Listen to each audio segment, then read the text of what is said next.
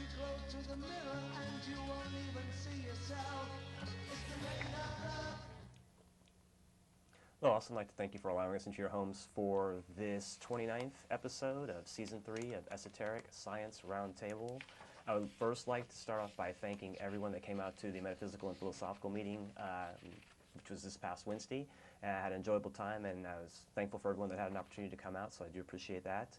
I want to go ahead and mention also that this is our continuing effort that we've been doing with what we've been calling the E4, the Esoteric 4, to bring a little light to the ideas of secret societies and to somewhat demystify esoteric orders, as we feel that there's a definite need to do so, as there's so much hype and disinformation, misinformation, and innuendo, you name it, that's out there available. So trying to give a perspective from a bit more grounded approach, definitely an esoteric approach, and from our understanding, try to again bring some light to that from our own particular traditions.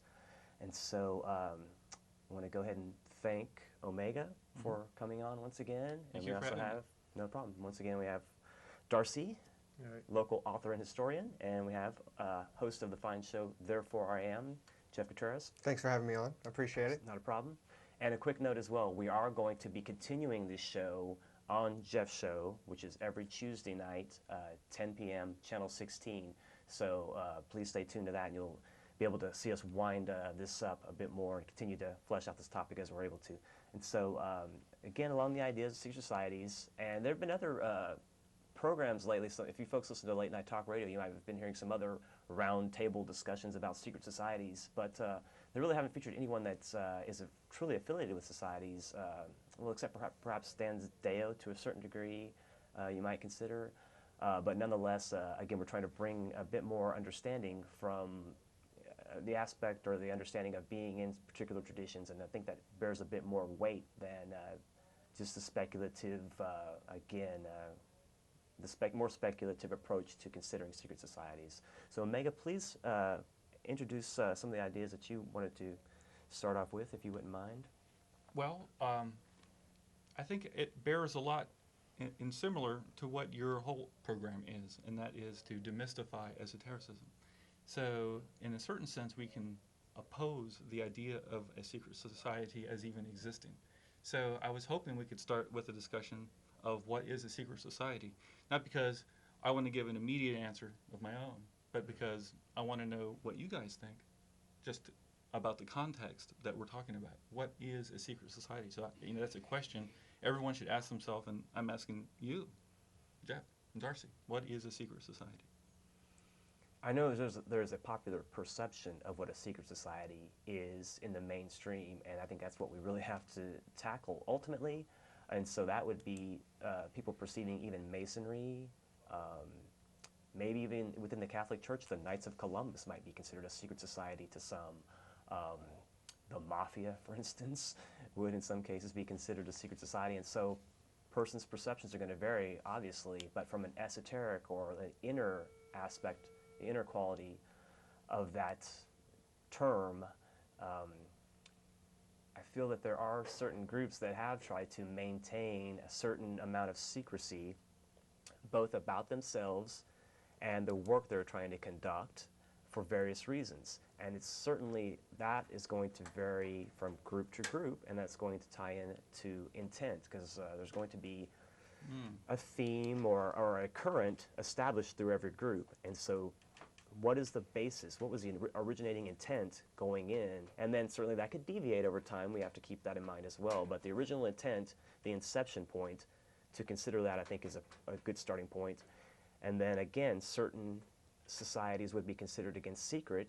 Rosicrucian societies, Golden Dawn tradition, Theosophical Society, different branches, things of that nature, which are public, just like Masonry is, and books are published and things of that nature. So it's not completely secret, even at that level. That's not to say that there aren't even more farther removed aspects, if you look at it in a more of a pyramidal or hierarchical, as a pyramidal component, that at the highest levels, perhaps, there aren't some unseen, for all intents and purposes, components that are truly secret and veiled from our perception at whatever level. And so, Well, actually, I think your definition perhaps is even a little too narrow. I mean, for me, a secret society is basically any group that gets together and they do something, anything that's not public information. So basically, under my definition of a secret society, the city council, the county commissioners, those groups would also qualify as a secret society because they meet Private session, in the executive private session. executive session, and they do not discuss or bring to the public what's going on. Details. Now, granted, these, the city council and the county commissioners, they're not esoteric in nature, or they're not more, they don't have, their focus is not basically on what I would consider knowing yourself or basically growing along the spiritual path. And so a lot of times they don't get lumped into, the more traditional secret societies.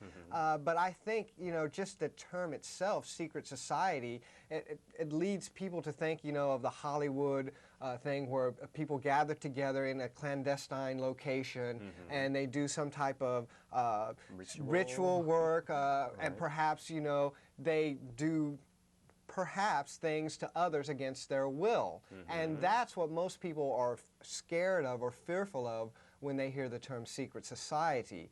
And so really it doesn't have to be a bunch of hooded people in the woods somewhere, because the same very thing could be going on in the boardroom of the city council and you would never know. They could be doing rituals in there and we don't know because it's not televised and it's not put out in the transcript or the minutes or anything like that. So it doesn't have to be, some backwood, out-of-the-way thing. A secret society can happen anywhere.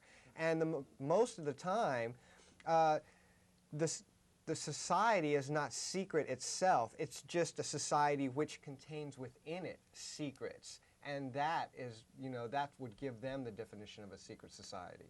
Yeah, I think the parts that are secret would be modes of recognition, signs, how to meet, differentiate greet, one kind of member thing. to another.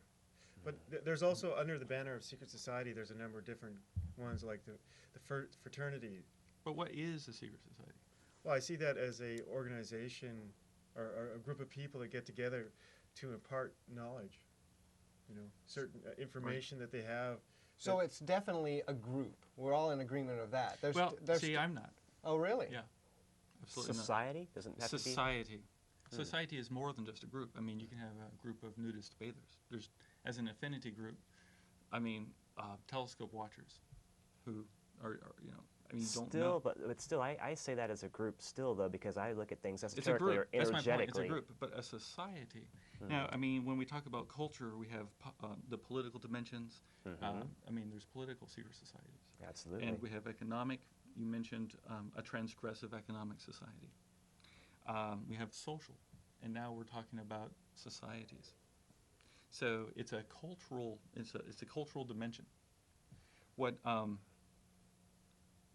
would like to challenge then is the idea that secret societies exist. And I think we kind of have previously somewhat that, is there truly any secret society, or is it more relegated to the society with secrets category? Well, and there's a trope used in Masonry, and this is commonly said, and they say Masonry is not a secret society. Masonry is a society with secrets, and they make that distinction. And so there are secret societies. There are societies that truly you do not know the membership. What if you couldn't know you were even a member of it? And a lot of these spiritual organizations, you don't know if you're in the secret society or not. It's an interesting component to consider. Yeah, I guess almost like an inner church as well. You have the outer court. Then there's the various expressions of how that comes. And what does it mean to be spurious? Does the word spurious go with every? We talk about spurious Masonry, spurious things. It's somehow false, but does that make sense in secret society? Could it be founded on a myth? There's a famous secret society of Ludwig. It was actually the saviors of Louis XVII, and this was exposed by Eliphas Levi in 1848. But this occurred to this fellow, and it was actually a group of politicians, and they decided they needed a foil for their political ends. So they selected this fellow and found out all this information about him. And then one night he was asleep in his bed, and he heard a little knocking on the door. And he opens it up, and there's this guy completely in rags. And he invites him in and gives him a bowl of soup. And the guy tells him he's lost everything. He's hopeless. Could he not give him anything? And so he gives him actually a coin. And the guy's very thankful. And this fellow who lived in the apartment and had this visitation turns around. When he turned back around, the fellow was gone. But on the table was a letter, and the coin, and a bag of gold coins. And he opens the letter, and it says, I'm Louis the 17th, and you were going to form this secret society. And it did. It actually caught on, and it was actually a papal bull that shut it down in 1837. Which we've seen the church come into contention with so-called secret societies in the past previously as well.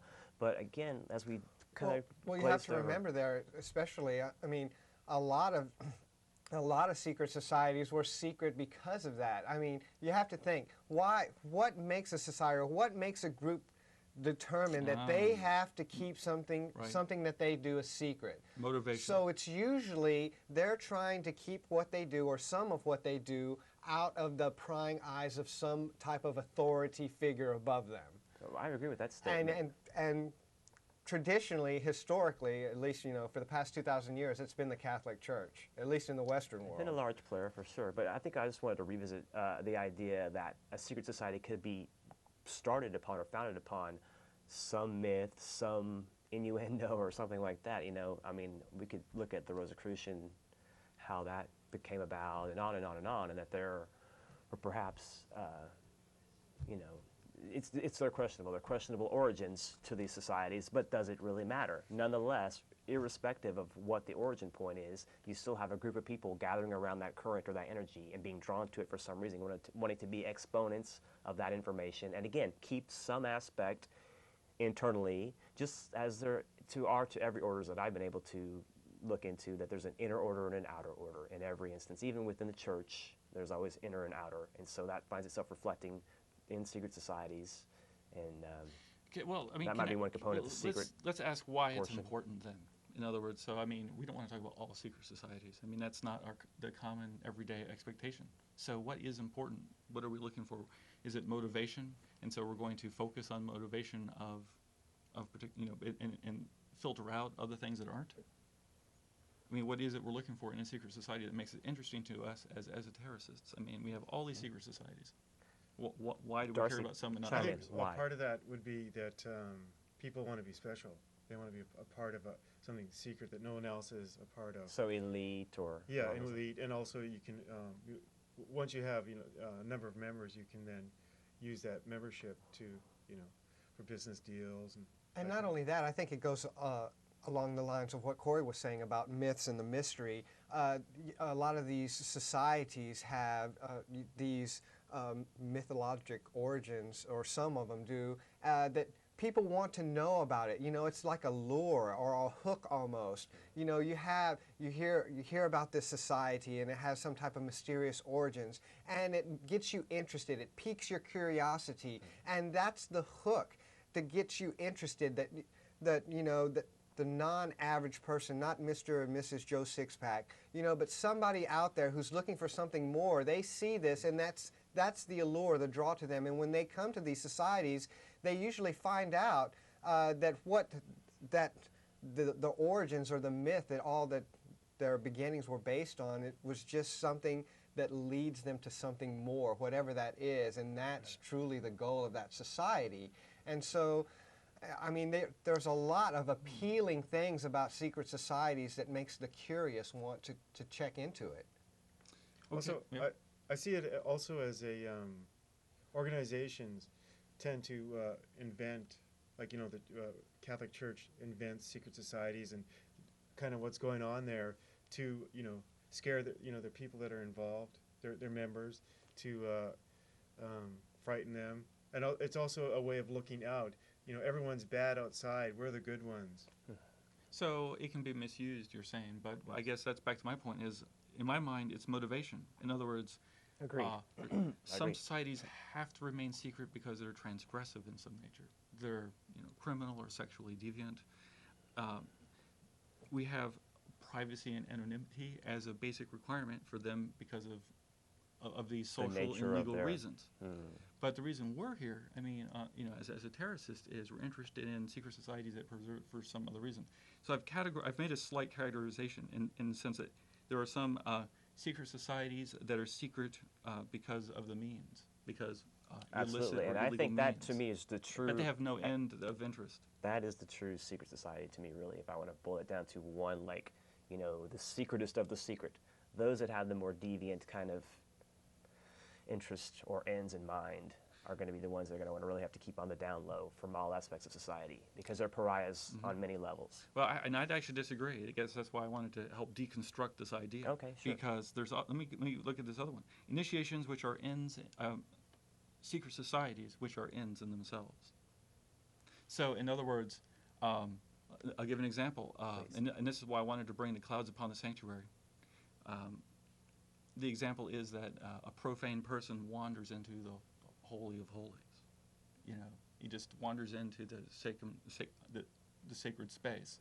He looks and sees nothing but white walls. True. It looks completely blank to him. He walks out and he's seen nothing at all.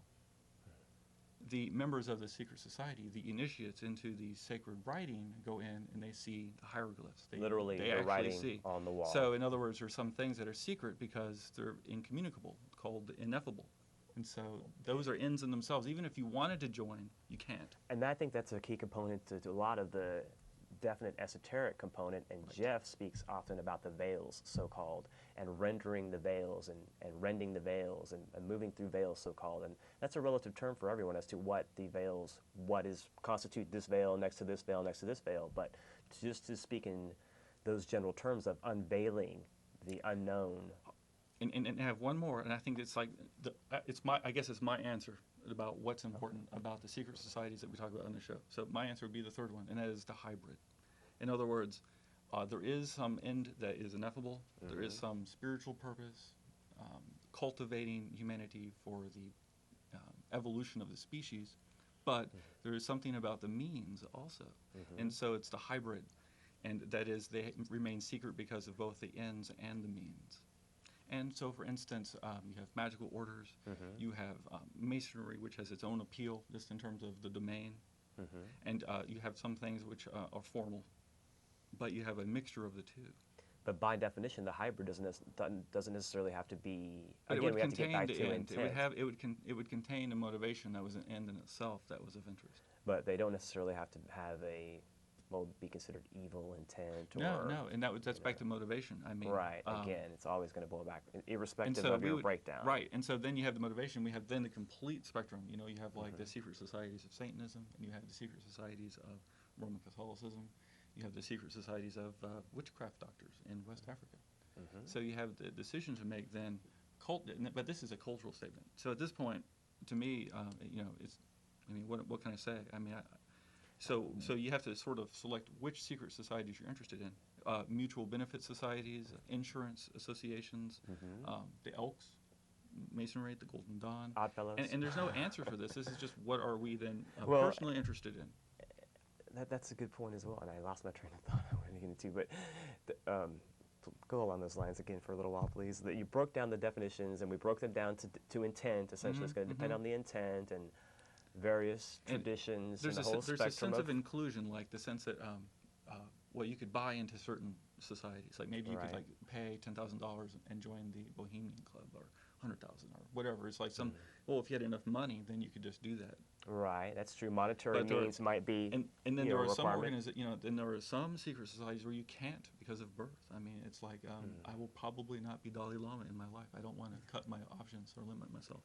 I'll probably never join, the Society of Dalais, just because I was not on that path this incarnation. So you run the gamut from also anyone can join if you can, and no one, only certain people can join for certain reasons. I remember now, as I say, this is this hierarchical structure, the secret society structure, and this idea of keeping their, an inner order and an outer order is very much something that's part of our human makeup, and it's kind of an archetypal, instinctual, I think. But there's no third. I know that there must be, a triadic structure to our society. I mean, we talked about economic, social, political. Religious, perhaps. okay, religious, right? And and certainly some religious societies we are could- secret, but not for, not for an illicit reason. I mean, that might just Not be a necessarily. contemplative society. They're secret because no one needs to know. Perhaps. But again, we get back to bodies of secrets and, the energy around those currents. Do we want to kind of branch off a bit more into getting more to modern aspects? Yeah, I mean, but I'm curious what will draw the people watching our show into? I mean, what is it that interests them? So that leads us to where? I mean, what do you think? I guess I'm asking you. I mean, What, I think for myself, just to the fact that there was people, I mean, looking as an outsider, looking at these societies, for me, it's not knowing what they know and having a desire for that. Having a desire, I want to know what these people know.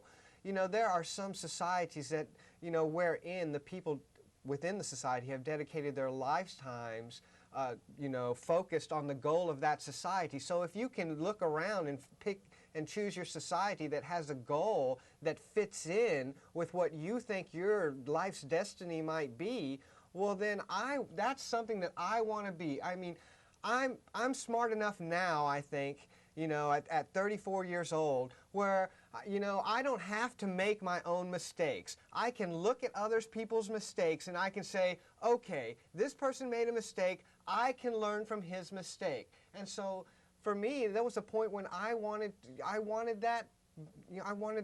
that opportunity to learn from others' mistakes, to have other people say, look, we have the same goal here. You're just starting. I've been on the road a little bit further. Here's where I can help you.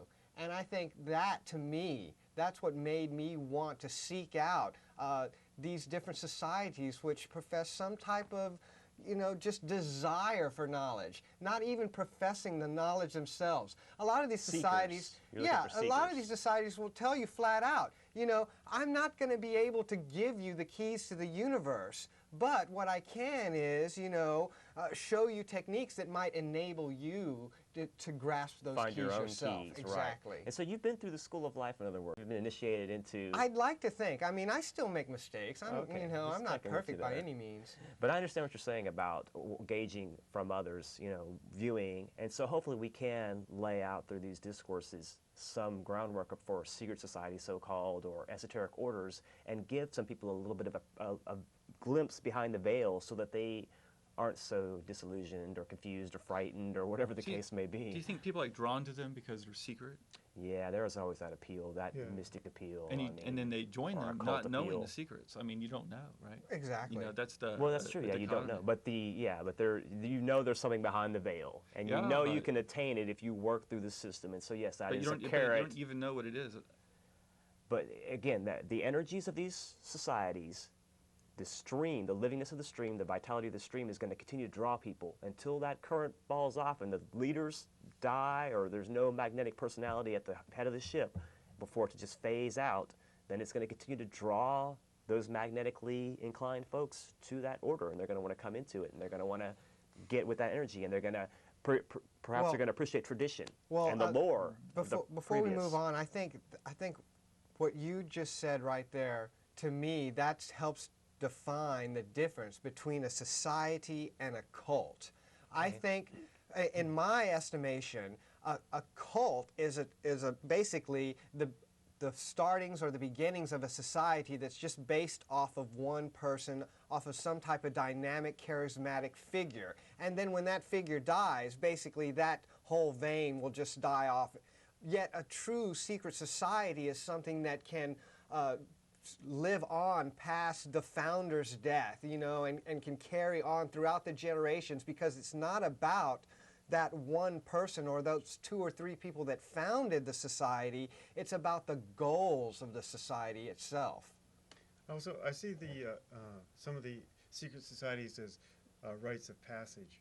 Completely. well. That's why I was teasing Jeff a little bit. Just being experiential, just just living life. You're going to Exactly. gain, and that is a whole. That can be very esoteric, many aspects of that in itself. So life is a mystery for us to unravel. I take the same view about secret societies as I do about, say, languages or countries. And that is, why would we be interested in any one thing? And the answer has to come down to culture. So I take a cultural viewpoint, and I think in terms of culture as when technology or the secrets themselves are transmitted through time, person to person. And so you end up then focusing on things like the brotherhoods, things that are more familiar to us in terms of, you know, the secret societies that people are drawn to, at least esoterically, come from brotherhood and other cultural in other words, these things, like you described a cult and a society, and you had these terms where people were coming in, but you think culturally back in the old days, and in some places today, these are just cultural institutions. These things, you know, they're not part of the political, they're not economic, and they're not even social, but they're cultural. Well, again, archetypal, that they just are ingrained in us at some level beyond our real cognizant understanding. And they go through this accretion phase where they become something they're not. Like the Confucians are thought as boring, but they started off as a secret society of dancers. Well, even the term Stoic is very much misapplied as well. So, you know, semantical interpretations of these names throughout time. The Puritans were nearly free lovers. They had very liberal ideas in England and came to here because they were radical. And now we think of them as highly conservative. Well, the term puritanical itself. Right, you know, but and yet in their it's time they were fairly liberal-minded. They let their hair down a bit, eh? Yeah. Oh, no, that's They news are to also me. could be groundbreakers, right? Yeah, Because you'll get a lot Literally. of that. Yeah. literally. And that's another thing. There are some secret societies that are, you know, the descendants of the people who landed at Mayflower. True, I that's mean, true. you can, Sons of the you know, Revolution, Daughters of the American Revolution, Right. on and on and on. So Absolutely. how about And that's another thing. Historically, I think if you have an affinity for figures of the past, you know, or just anybody from the past, and you start to examine their life, you start to see what they were connected with. I mean, this is going to be a bad example, I know, for people that watch my show, but I will use Jesus as an example. My buddy, Jesus. Even if you want to look at Jesus as an example of how to live your life, and you want to see what Jesus was getting into, and you go beyond the Bible, maybe you'll see a lot of people seem to think that he was connected with the Essenes. Well, then you would start to study the Essenes as perhaps maybe a secret society or some type of society like that. So maybe it's not so much just a desire for what does that group know, but perhaps it's... You're emulating. Yes, exactly. You want to emulate somebody that you have great respect for. It's a wonderful point. And I think we can find, if we look in history, historical examples, we're going to find those that stood head and shoulders above the average humanity were involved at some level with some esoteric order, some so-called secret society at some level. And that's what you're alluding to, that when you Exactly. trace back what they were involved in, you'll see what societies they themselves, and there are traceable means to find these things. If you want to unravel these mysteries, if you have the will to do this, then you will be able to ask these questions and these answers will come to you. That's a definite truth, and that's an esoteric truth beyond any question. I mean, even like the heroes in Greece, right home in Western esotericism, a lot of the heroes were just great people who we now remember through history. They accumulated their own stories. What did they do? mythology. They went through a great series of trials, tests, initiations in order Right. to better themselves, in order to demonstrate that to their brethren Right. and their peers and their fellow countrymen. So that's a key component in that And they also, respect. wrote it down in books, And that is another way. stones, The dramas, obviously, in the Greek, well, maybe not obviously, but the dramas rather, portrayed that to the masses, whereas the rites of initiation were, kept for the initiate. Right, absolutely. And Right. so there's, again, the inner and the outer order being portrayed and demonstrated throughout history.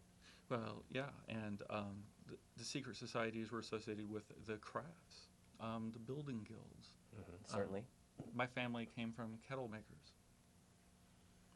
Everyone has like a different set of working tools, and then that causes problems, and you have social problems, and you have these solutions to social problems coming in through various organizations that build up, because inclusion is power. The informal power system, this is Foucault, that's why I was back to Foucault and Derrida's deconstruction of this idea, because knowledge is power, and the inclusion into a secret society can be power, and so there's a draw to it. So there are also spiritual reasons in certain societies, and there are esoteric reasons. So what's your favorite esoteric secret society? I mean, what draws you? Which one? Well, I mean, to pick favorites is difficult. I can name the one that I became a member of, which I did on the show a few weeks ago or a month ago or so, and that's the Lucis Trust, the Arcane School, Alice Bailey's organization.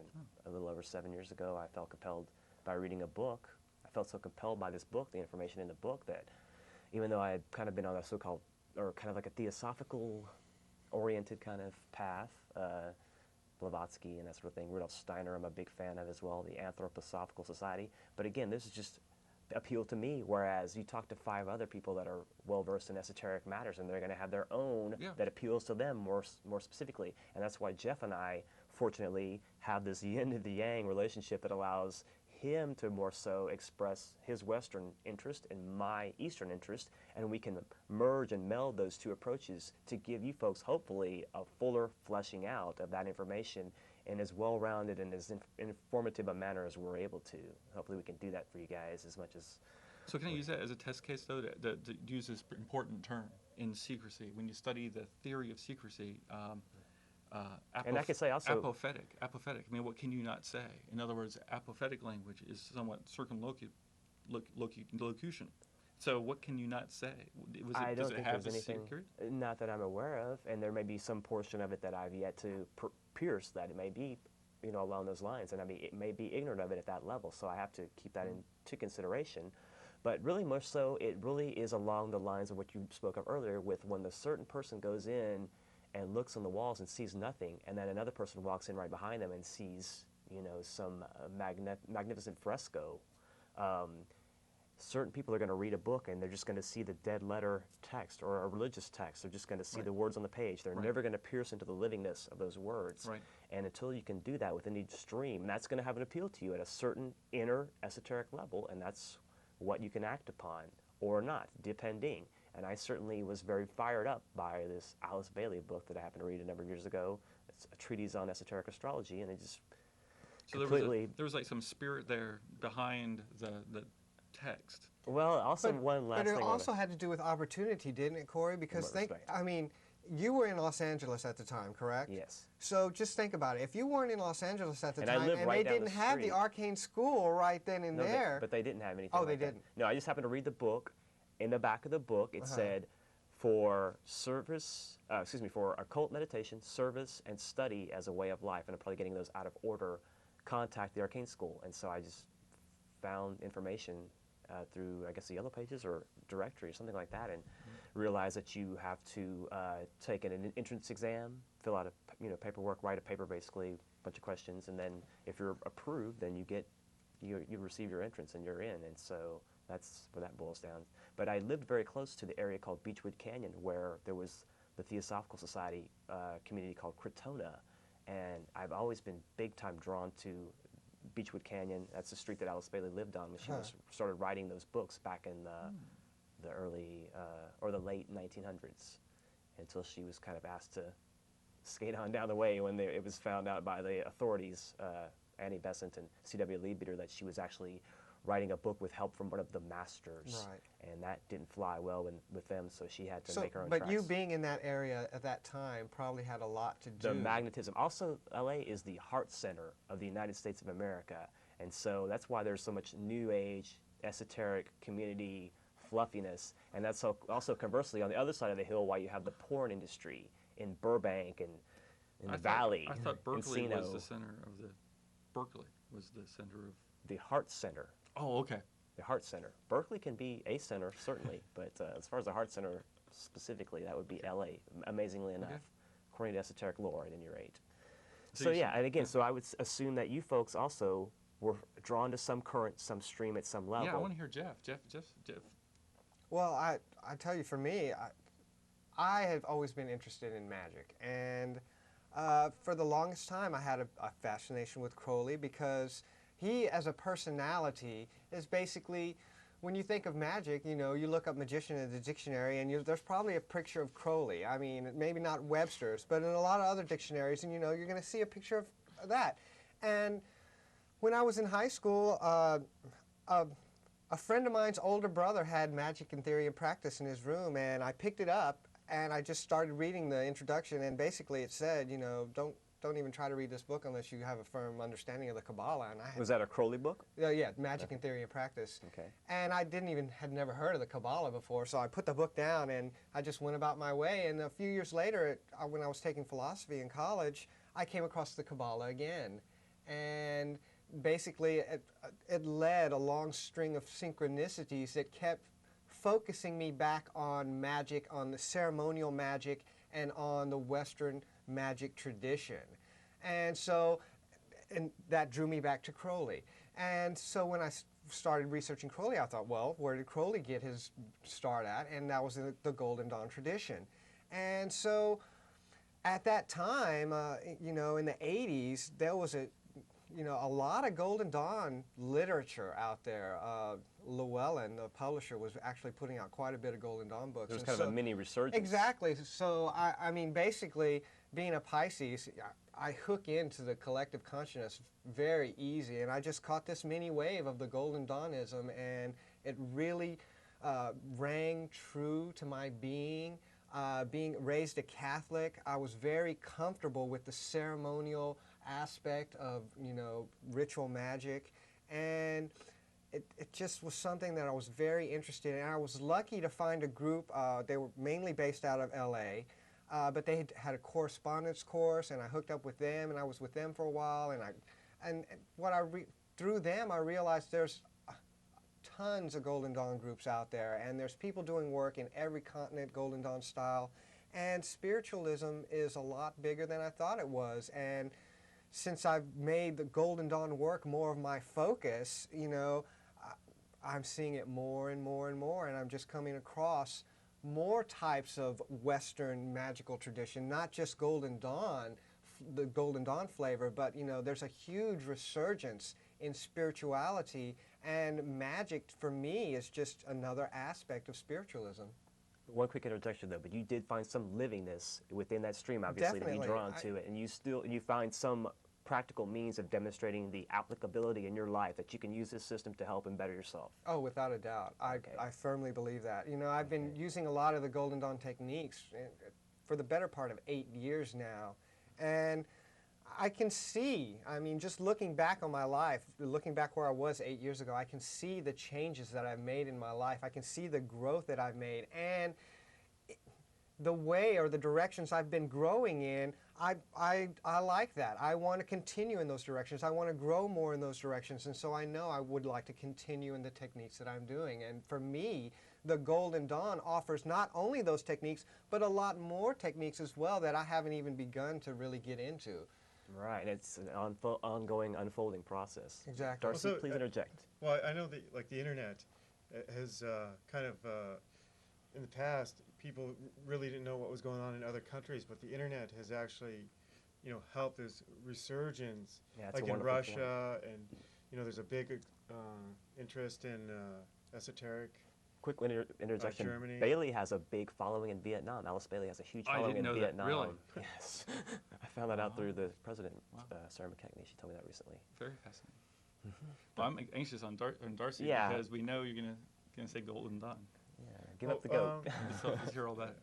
Well, my main interest was getting involved in a group that would teach stuff that I can utilize to improve myself, make myself a better person. But when I first got involved in, you know, learning of who I was, it was more, I guess, ego-based and more, you know, wanting to obtain some type of power, to, you know, to be, I guess, you know, take myself, you know, outside of, you know, The norm, I guess. I Yeah, would yeah. say. That's a great point, Darcy. You wanted to because- transmute yourself at some point during that process. Well, yeah. Well, no, but at first I didn't.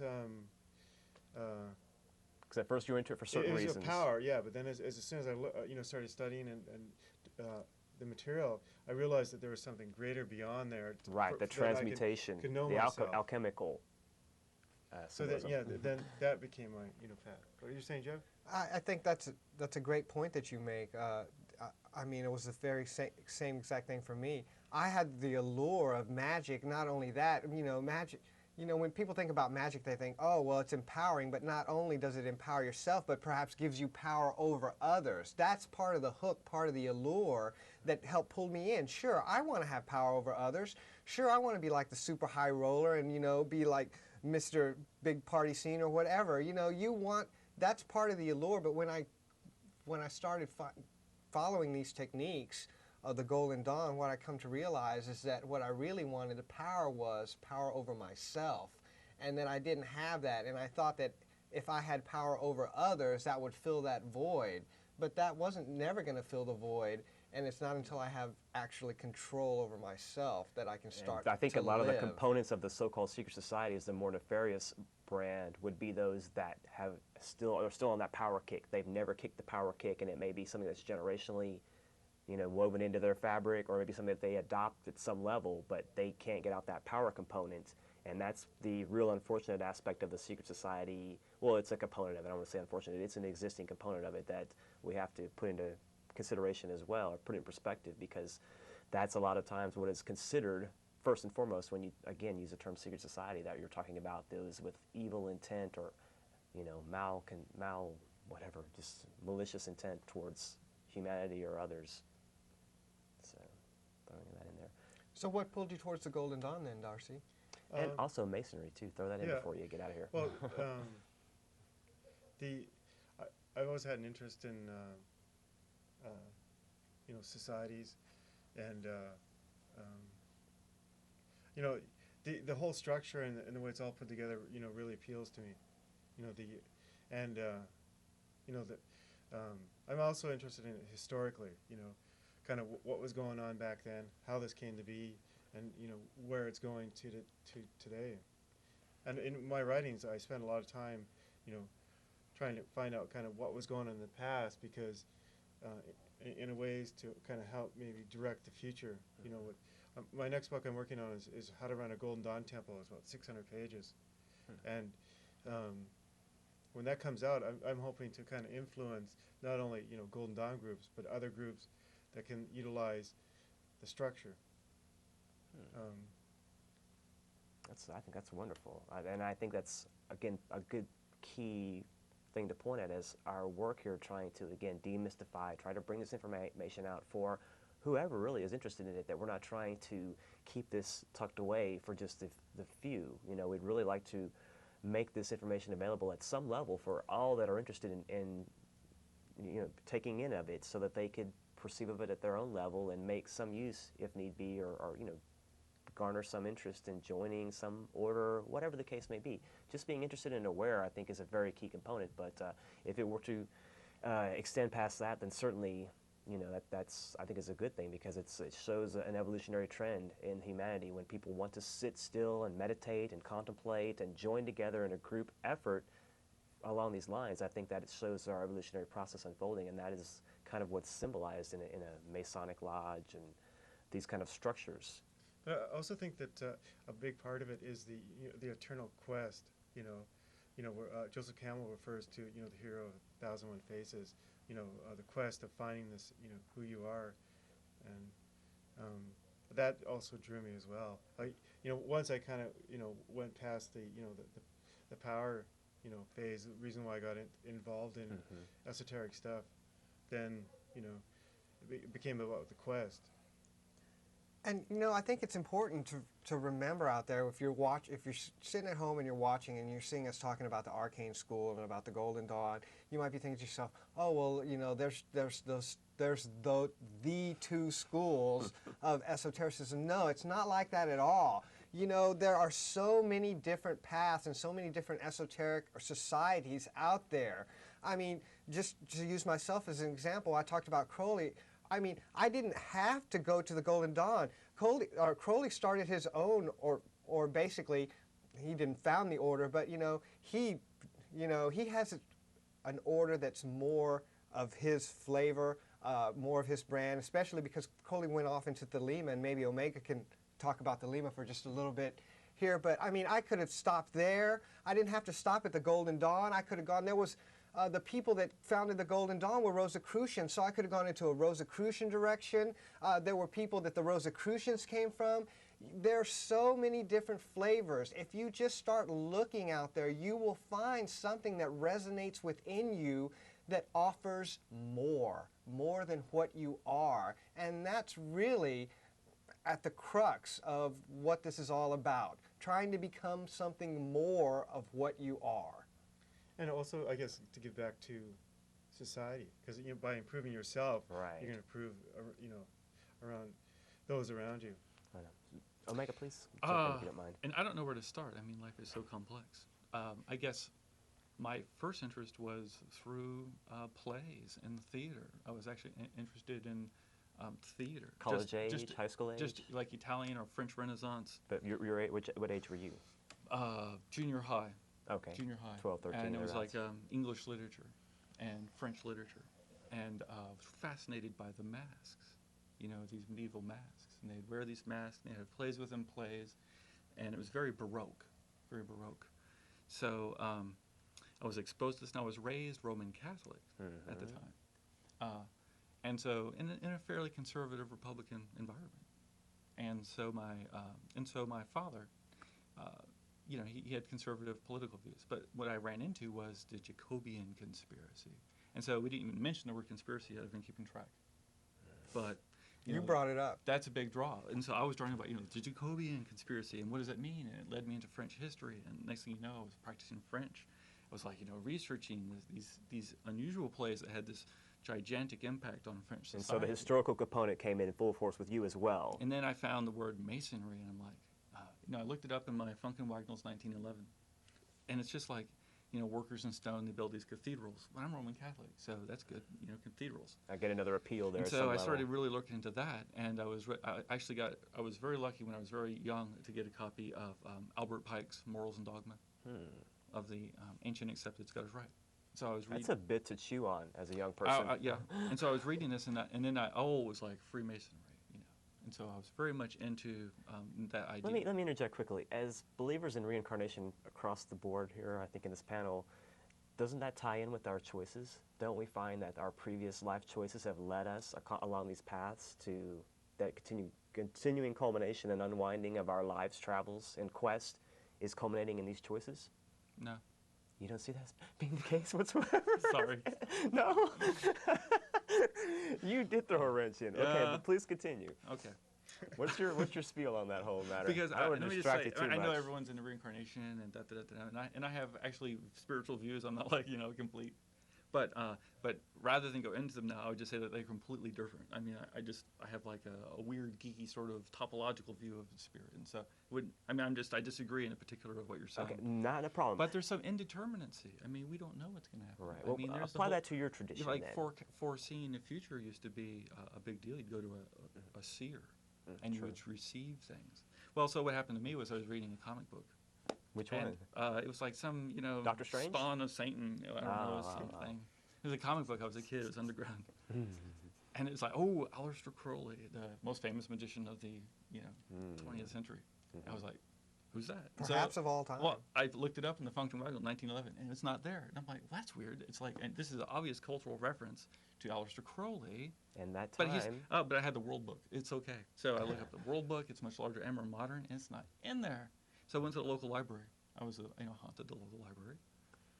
I looked everywhere. How could that happen, right? And so finally, I got a trip to some other town that was far away, and I was in a bookstall, and I found a couple books. Like I found Waite's Book of Black Magic, and I found a copy of a text that had like a whole thing that Crowley had written.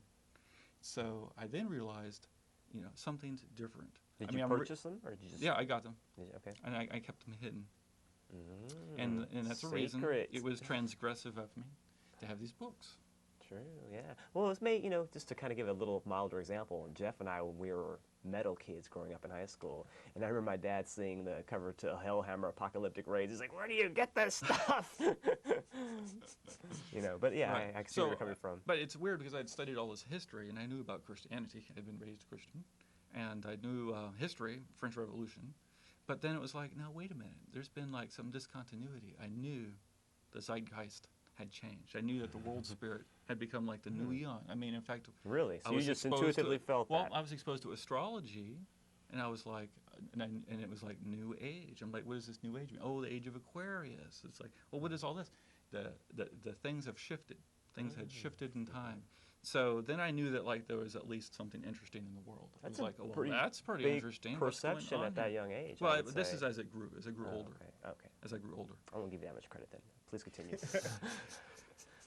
And so then I was drawn into Thelema, essentially. And so is that where you found your home? Are Yeah. you firmly ground and bound just at in the that sense that point in time? we're in the new eon, and that and we have received Please the book of the explain law. that term a bit, because not everyone, I know you have gone into it a bit, but give a little bit of a few minute discourse on that if you wouldn't mind, because that term is quite foreign to even, I think, more esoterically minded folks. Yeah, I don't consider myself an expert. I wish the expert were here, but I would say As a practitioner. I just like a guy off the street. I am a practitioner. I dabble in these things and have studied Thelema and Crowley for a while. I would say that it used to be that we had a matriarchal society, and this was like the age of Isis. And then we went through this patriarchal society phase. Which is more our recent history Right, that we have available. like of Osiris. So now we're in the age of Horus, essentially That's the new eon.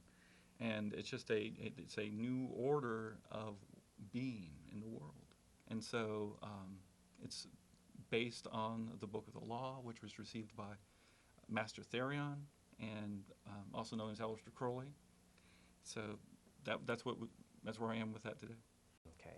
And so in his capacity as a Master Therion, he was able to ascertain some information that he transcribed and relayed in this book. He had and a that seer. became the basis. He had a seer, Uwarda the seer, and received them. And we talked about Aiwas last time. Right, and we did establish that there was Praetor natural intelligences. and whether or not those individuals were communicating with flesh and blood individuals, or whether this means of communication was with some discarnate entity. See, or there are some things that can't be known. Praetor, That's why I mean there's some again, outside of- indeterminacy. There's some things we can never know. And Well, so he, true, I it was like, suppose. and so that forms bases Right, for the ineffable. So I know that as people could become members of societies, they tend to hide the fact because they I guess want recognition from those around them. So they like you're saying that you were hiding the books. So there's a point where people almost live double lives. They're on a spiritual path of finding who they are, and then there's who they are within the outside world. Right. So inner and outer order. yeah, but there's also a point where, at some point, I think to be true to themselves. Guys, they if have you're to- honest with yourself, they have to merge at some point. You have to Yes. really be able to look at yourself in an honest assessment. Man, know thyself, I've often heard. Well, I think there comes a point, if you follow the teachings of that particular society, where you actually stop following the precepts and you start living the precepts. I agree, 100%. And I mean, once you achieve that point, really, there's no turning back. Right. And once you start living the law, or however that you interpret that, there's no going back. You really can't. It would be so detrimental to yourself. You basically be killing In rare yourself. cases, there can be a turning back, but it's not that common. And the true occultist is self-taught, and so what Jeff is saying is true. You may have some guidelines to go by, some formula to process by, but ultimately there's going to get to be a point where the little bird is going to have to fly out of the nest on its own and fall, or fail or fly, one or the other. And so that there comes to a point where everything you take in as far as theoretical has to be put into experiential process and practice for it to really become you, and you to become it, and it to internalize and allow you to improve yourself to help improve others if that's your intent. And that's the whole process, the alchemical symbolism that the Middle Ages provided for us, transmuting lead into gold. Very well. Okay, well, we have a few minutes left. Where are we going to try to steer this little horse? Well, do you want to take some calls, Corey? Do you We have can one? attempt to call I don't or know. two. We only got like a few minutes left. Okay. Let's try to wind it down, and what we'll did take. we conclude with? What's our What conclusion? were they saying from in there? I might have said something, I don't know. I don't know. What's our conclusion? What did we get from today's? Well, I think we got at least why people might be attracted to secret societies. Right. The intent behind that, the intent behind the origination of the society, the Important. Yeah. maintaining of that stream No. for it to be valid and relevant for us to speak about today, and not just a history book lesson. Right. And the scope of the types of motivations that we're interested in. Yeah, that's important, the motivation. I'm glad you brought that up tonight. Right, absolutely. I think that's the key component to anything, is the originating intent behind the action. When you get to that occult component, that hidden component, that's when you can start to really understand and ascertain. When you know something, where something's coming from, then you can have a better idea of where it's going. I think it's about as simple as that. And I want to remind folks, we will be continuing this discussion on Tuesday night on Therefore I Am, Jeff's show, and we're going to be speaking from 10 to 11 on Channel 16 about this very topic, secret societies. But I think we're going to speak more about maybe some of the current trends. Perhaps. We've got a good foundation to build off of tonight, Right. that's for sure. Right. And so what we'll definitely do is we'll definitely take your calls. So if you have some calls tonight and we didn't get to you, I'm terribly sorry. I tell you what, think about your question for the next day or two. It'll be a better question come Tuesday, and you can just watch my show then, and you can call, and we'll take at least 30 minutes of calls. Let's try for 20. No, 30 minutes of calls. Oh, it's your show, man. 30 minutes of calls. If you insist. And I have a concluding story too. Before we Please, go. by all means. But how about you? What did you conclude? I'd like to hear your story. All right, that's fair. I made that conclusion myself. Go ahead. All right. So there was this little kid, and How little was he now? he's like 7 or 8. His name was Naz, and his father worked. He had this shrine. It was like this holy shrine, and all these pilgrims came year round. And so he was raised in this environment. One day, though, he became older. He became a teenager. It was time for him to strike out on his own. So, his father gave him a donkey, and he got on the donkey, and he went and went and went and went, following the precepts that you should go even to China in order to find knowledge. And along the way, his donkey died. So he didn't know what to do. He buried the donkey, and he sat down, and he didn't quite know what to do. And people started walking by going, "Why are you sitting there? Who's buried there?" And he said, "What's buried here carried me along the hardest times of my life, and became my master in the end." And so people started coming all over to hear him expound upon this, and he built a small shrine. And more people came, and he didn't actually tell them there was a donkey buried under there. He just kept saying, "This is like my master. This was like the thing that carried me along through the dark tribulations of life."